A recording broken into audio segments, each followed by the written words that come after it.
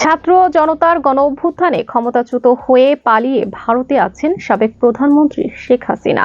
তার সঙ্গে আওয়ামী লীগের অনেক নেতাও আছেন। দেশে থাকা কর্মীদের মনোবল চাঙ্গা করার জন্য ফেব্রুয়ারি থেকে সারা দেশে নানা কর্মসূচির ঘোষণা দিয়েছে বাংলাদেশ আওয়ামী লীগের শীর্ষ নেতৃত্ব। ফলে বলা চলে কার্যত ভারতে বসেই দলীয় কার্যক্রম পরিচালনা করেছেন দলটির নেতারা। ভারতে থাকার বিষয়টিকে সাময়িকভাবে আত্মগোপনে থাকা হিসেবেই দেখছেন দলটির নেতারা।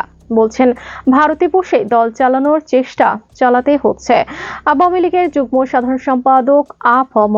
বাহাউদ্দিন নাসিম সংবাদ মাধ্যমকে জানান, পালিয়ে নয়, কৌশলগত কারণে তারা সাময়িকভাবে আত্মগোপনে আছেন। আওয়ামী লীগের নেতাদের একটি বড় অংশ ভারতের পশ্চিমবঙ্গে আছেন।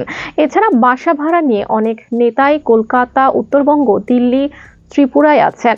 দলটির সর্বোচ্চ পর্যায়ের নেতাদের মধ্যে অন্তত 200 জন পশ্চিমবঙ্গে অবস্থান করছেন, যার মধ্যে সাবেক সরকারের শীর্ষ পদাধিকারী, মন্ত্রীরা এবং অন্তত 70 জন সংসদ সদস্য আছেন। তবে ইউরোপ সহ আরো কয়েকটি দেশে আওয়ামী লীগের নেতারা পালিয়ে গেছেন।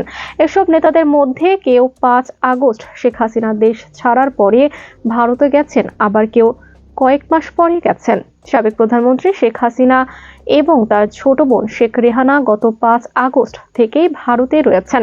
বাংলাদেশ বিমান বাহিনীর মধ্যে একটি বিমান তাদের নিয়ে দিল্লির উপকণ্ঠে হিন্দন বিমান ঘাঁটিতে পৌঁছে দেয়। শেখ হাসিনার ভারতে পালিয়ে যাওয়ার বিষয়ে বাহাউদ্দিন নাসিম সংবাদ মাধ্যমকে বলেন, নিরুপায় হয়ে ভারতে আসতে বাধ্য হয়েছেন শেখ হাসিনা। একটা চক্রান্তকারী অশুভ শক্তি তাকে ভারতে যেতে বাধ্য করে। আবার ভারতই তাদের নিকটতম প্রতিবেশী এবং বন্ধু রাষ্ট্র। খুব কম সময়ে তাদের দেশ থেকে সেখানে এসে বসবাস করা যায়।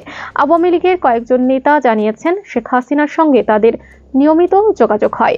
অ্যাপসের মাধ্যমে শেখ হাসিনাকে মেসেজ দিলে তিনি সুবিধামতো উত্তর দেন। আবার বিভিন্ন হোয়াটসঅ্যাপ গ্রুপে যুক্ত হয়ে বিভিন্ন নির্দেশনা দেন তিনি।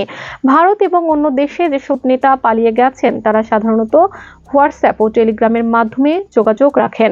আত্মগোপনে থাকা সাবেক সংসদ সদস্য পঙ্কজ নাথ সংবাদ মাধ্যমকে বলেন, হতে পারে তারা আন্ডারগ্রাউন্ড আছেন, ডিজিটাল মাধ্যমে কর্মীদের সঙ্গে যোগাযোগ রাখতে বাধ্য হচ্ছে। তারা ফেসবুকের মাধ্যমে কর্মসূচি ঘোষণা করছেন।